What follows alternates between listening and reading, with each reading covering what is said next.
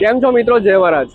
નડિયાદમાં જે 1 તારીખે સાકર વર્ષા છે, સંતરામ મંદિર સામાજિક મહોત્સવ, એના માટે એક ખાસ બસનું આયોજન કરવામાં આવ્યું છે. એની ખાસ કરીને જેટલી બી ડિટેલ્સ છે આપણે સાહેબ જાણીએ કે મેળા માટે ખાસ કરીને આપણે ભક્તોને કોઈ પ્રોબ્લેમ ના થાય એના માટે કઈ સુવિધાઓ કરવામાં આવી છે. ખાસ કરીને જિલ્લા વહીવટી તંત્ર, પોલીસ, આરોગ્ય, એસટી તંત્ર, મહાનગરપાલિકા સૌએ સાથે મળી અને લોકોને પબ્લિકને સારી સેવા મળી રહે એટલે એસટી તંત્ર દ્વારા વિભાગીય નિયામકશ્રી અને ડેપો મેનેજરના સીધા સાનિધ્ય હેઠળ નડિયાદ સાકર મહોત્સવમાં આવેલા તમામ પદયાત્રિકોને આ બસ સેવા મળી રહે એના માટે એક વૈકલ્પિક પારસ સર્કલથી બસ સેવાનું આયોજન કરી અને બીએપીએસ સ્વામિનારાયણ મંદિર છે પીપલગ ત્યાં સુધી અને એક્સપ્રેસ હાઈવે ત્યાં સુધીની સેવા એસટી તંત્ર દ્વારા કરવામાં આવેલી છે.